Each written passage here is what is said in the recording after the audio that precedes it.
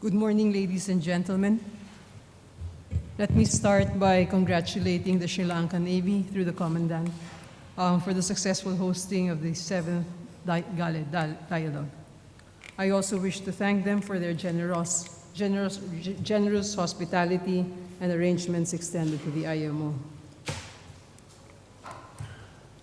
I am deeply honored by the invitation extended to the IMO to present to you the topic on the benefits of a rule-based global maritime order that is applied to the work of the International Maritime Organization.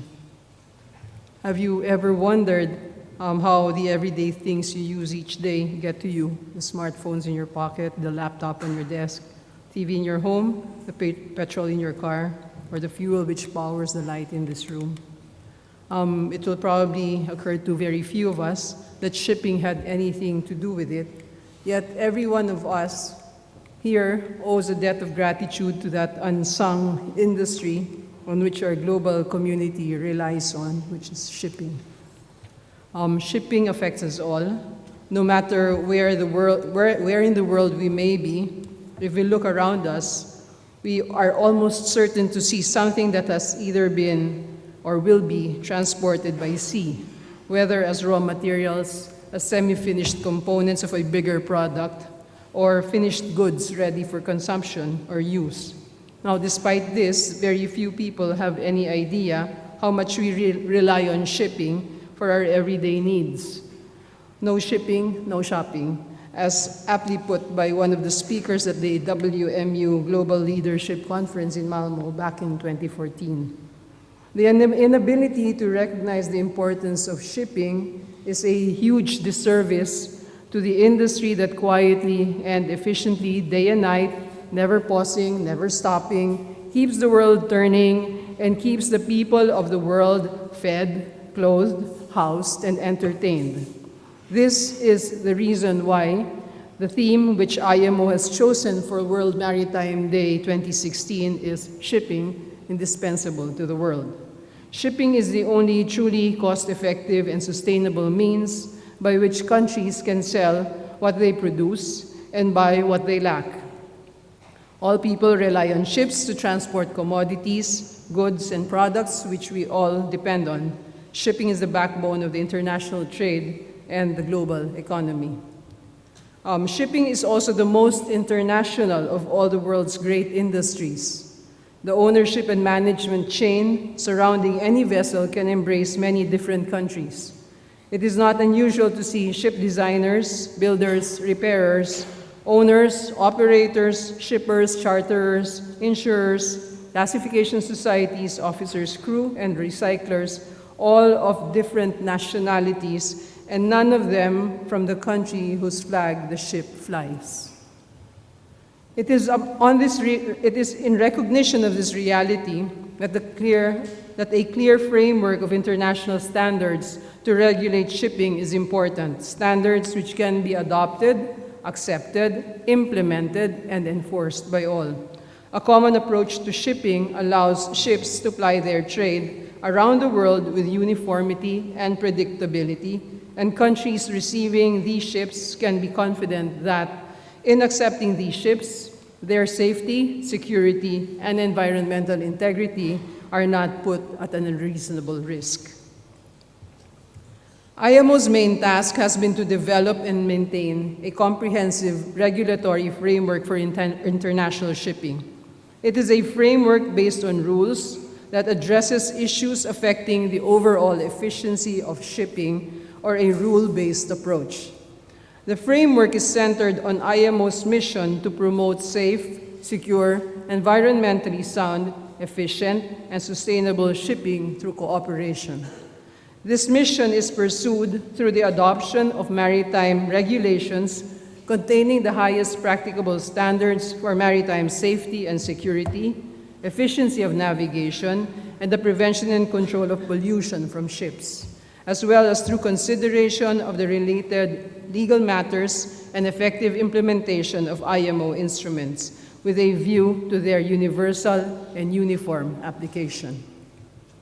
The regulatory framework contained in the IMO instruments is built on a system of consensus and consultation through the work of the Assembly, Council, committees, subcommittees, working groups, and correspondence groups within the IMO structure. The structure allows the member states to participate in the discussions at all levels, and each one has an equal voice and an equal vote. No member state may take advantage of its size, power, or influence and use force to impose its own will upon other member states. The direct output of IMO's regulatory work in pursuit of this mission is a comprehensive body of international conventions supported by hundreds of codes, guidelines, and recommendations that govern practically every facet of the shipping industry, from design, construction, operation, and through life compliance to recycling. The regulatory framework of IMO works on three levels: prevention, mitigation, and compensation. Preventive measures seek to deter the occurrence of accidents and cover design, construction, and operational standards for the ship and her crew. Mitigating measures cover specific action from states and response agencies to moderate the effects of any accident. Compensatory measures are intended to reinstate what has been damaged or lost because of a maritime casualty. Preventive measures comprise three main areas: safety, security, and marine environment protection. Mitigating measures cover search and rescue, pollution response, pollution preparedness and cooperation, intervention, salvage, and wreck removal. Compensatory measures encompass compensation for damage or loss to passengers and their luggage, pollution from the oil as cargo or as bunker, or pollution from hazardous and noxious substances, wreck removal, and the global limitation for maritime claims. Now, a fourth set of rules not included in any of these three main areas is the facilitation of maritime trade, to ensure that merchant ships can get in and out of ports at the shortest possible time. IMO builds upon a system of shared responsibilities, where flag, port, and coastal states, ship owners, recognized organizations, and other stakeholders have an important role to play to ensure implementation and enforcement of global rules and raising the standards of shipping. In pursuing its work, the IMO follows a three-pronged approach: rulemaking, implementation and enforcement, and capacity building through technical cooperation. Rulemaking is undertaken by member states in an inclusive and transparent manner through the different committees, subcommittees, and working groups of IMO. Implementation and enforcement are achieved through the system of flag state implementation, port state control, and coastal state enforcement, which are carried out by member states. Capacity building through technical cooperation is carried out by the Secretariat with extensive collaboration, assistance, funding, provision of experts, hosting arrangements, and other support from member states, intergovernmental organizations, non-governmental organizations, and other industry stakeholders. The regulatory framework composed of conventions, codes, guidelines, and recommendations, which is based on consensus among the IMO members and the expectation that members will comply with the agreed standards, leads to the tacit understanding that international maritime law is the best response and best recourse to ensure a level playing field and the achievement of IMO's mission. IMO has recognized that the capacity for effective implementation and enforcement of IMO instruments by its member states is unequal. Developing countries, small island developing states, and least developed countries have limited resources and lack the technical knowledge that are needed to operate a shipping industry safely and efficiently. IMO has thus established the Integrated Technical Cooperation Program, or the ITCP, to help these countries to improve their ability to comply with international rules and standards relating to maritime safety, security, and the prevention and control of maritime pollution. The ITCP gives priority to technical assistance programs that focus on human resources development and institutional capacity building. IMO's response to assist states in effectively implementing and enforcing accepted standards for maritime safety and security, the prevention of pollution from ships, and the facilitation of maritime traffic is through its technical cooperation and capacity building work, which is undertaken through regional activities and national activities. It is recognized that regional activities can only cover limited representation from maritime authorities and involve higher delivery costs. However, in areas like search and rescue, maritime security, pollution response, and port state control, where regional or sub-regional cooperation is necessary among neighboring states, regional activities have proven to be more effective. National activities allow for a more targeted approach and gives the member state and IMO an opportunity to look into specific weaknesses of the state's maritime administration and propose institutional and human resource capacity building activities that will allow the member state means to meet its obligations to the maritime community and effectively implement and enforce IMO instruments. The delivery of national activities is built on a targeted approach, which includes needs assessment activities, the information sharing module which member states are encouraged to fill up and regularly update, which is known as the Country Maritime Profile, and the IMO Member State Mandatory Audit Scheme, or the IMSAS, which started this year. The delivery of the activities under the ITCP is focused on 5 geographical regions: Africa, Arab and Mediterranean, Asia and Pacific, Commonwealth of Independent States and EU, and Latin America and the Caribbean. Activities are delivered keeping in mind the need to promote among member states in these regions the uniform implementation and enforcement of IMO rules and regulations. IMO's work also supports the UN's 17 Sustainable Development Goals, or SDGs. It is presently reviewing and revising its strategic plan and work program to incorporate the SDGs into the ITCP work of the organization in the next biennium. Key to the delivery of integrated technical cooperation work and capacity building programs is the sustainability of financing of this aspect of IMO's work. IMO is dependent on the Technical Cooperation, or TC Fund, multi-donor trust funds, bilateral agreements, one-off cash donations, and other arrangements for funding of its capacity building activities. Turning to maritime security, which is at the center of our discussions in this dialogue, maritime security has the most number of multi-donor trust funds supporting it. These include the International Maritime Security Trust Fund, the IMO Malacca and Singapore Straits Trust Fund, the IMO Djibouti Code of Conduct Trust Fund, and the West and Central Africa Maritime Security Trust Funds.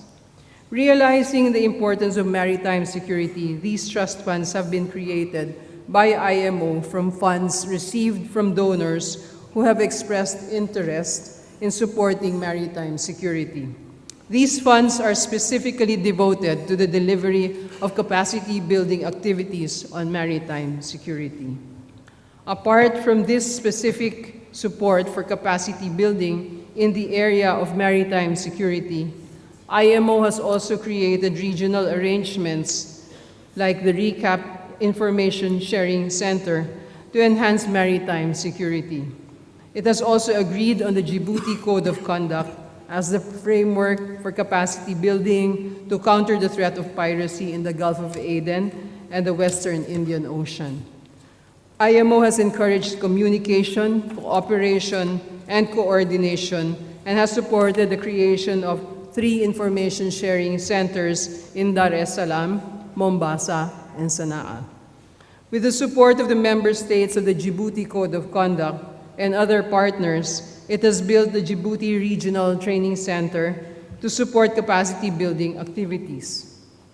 IMO is working on developing greater maritime domain awareness among states and projects to increase the use of tools like the AIS, LRIT, coastal radar, and other sensors are being implemented. It has also supported the creation of national legislation to ensure acts of piracy, armed robbery, and other illicit activities at sea can be properly, legally, and equally addressed by all states in the area so that no act of piracy, armed robbery, or other illicit activities go unpunished. IMO has also done specific work at the national level to help Somalia rebuild its maritime sector. IMO will continue its partnership with this region in building capacity to counter piracy. IMO has also arrangements in place to address piracy and illicit acts in West and Central Africa. The work in this area is patterned after the Djibouti Code of Conduct and builds on that framework. Apart from these instruments and the capacity building activities being undertaken to address piracy and armed robbery against ships, IMO has also put in place the International Ship and Port Facility Security Code, or the ISPS Code, and the Convention on the Suppression of Unlawful Acts Against Ships, or the SUA Convention, as amended as part of the framework to combat acts of terrorism against ships. All these instruments comprise the international framework for a rule-based maritime global order. It is recognized that unless states have the capacity to effectively implement the legal framework of IMO by transposing this framework into national law and to efficiently enforce this legal framework by having the human and institutional capacity to apply the regulations on ships, then the benefits of a rule-based approach to shipping, which supports its overall sustainability, will not succeed. Resort to the imposition of unreasonable standards or the use of force or even to acts of terrorism will not benefit world trade. It will not support sustainable economic growth, continued employment, and prosperity and stability among nations. We have seen the benefits of a more interconnected world and the dismantling of trade barriers, and this has been labeled globalization. We have also seen the technological advances in transport modes and the growth of information technology. Shipping has been essential to this evolution. We need to ensure that these advances trickle down so that developing countries, least developed countries, and small island developing states continue to benefit from globalization. Maritime trade is expected to grow as the world's economy and population continue to expand. Without cost-efficient maritime transport, the movement of raw materials and energy in bulk to wherever these are needed, and the transport of manufactured goods and products where these are consumed will not be possible. Shipping will always need to respond to the demands for services, and the stability, safety, and security of shipping, the protection of the marine environment, and the facilitation of maritime trade are key aspects to the important role shipping plays in world trade. Creating conditions and the regulatory framework on which shipping can operate safely, securely, and with minimal impact on the global environment will remain central pillars of IMO's mission. Shipping's contribution to global trade is unmatched by any other transport sector, and the need to continually support the legal framework in which it operates is critical to its sustainability. Thank you for your attention.